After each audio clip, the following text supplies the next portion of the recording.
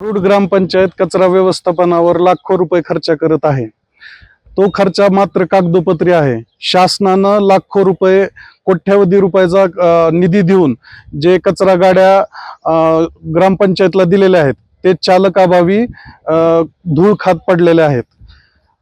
आज जसं की आपल्याला सर्वांना माहिती आहे की मान्सूनची सुरुवात झालेली आहे, पावसाळा येत आहे. या पावसामुळे या कचऱ्याचा आणखीन दुर्गंधी आणि रोगराई पसरण्याची दाट शक्यता आहे.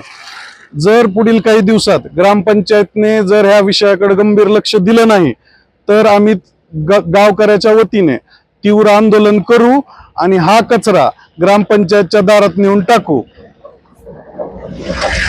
प्रत्येक वार्डामध्ये कचऱ्याचे ढीग असलेले आहेत आणि समजा नागरिकांना व व्यापारी लोकांना मरणाचा त्रास होत आहे. समजा लोकांना असा वास येत आहे, त्या ठिकाणी 5 मिनिट देखील थांबू शकत नाहीत. त्याकरिता प्रशासनाने लक्ष द्यावे या गोष्टीकडे, अन्यथा समजा गावकऱ्याच्या वतीनं मोठं आंदोलन करण्यात येईल, ही माझी नम्र विनंती आहे.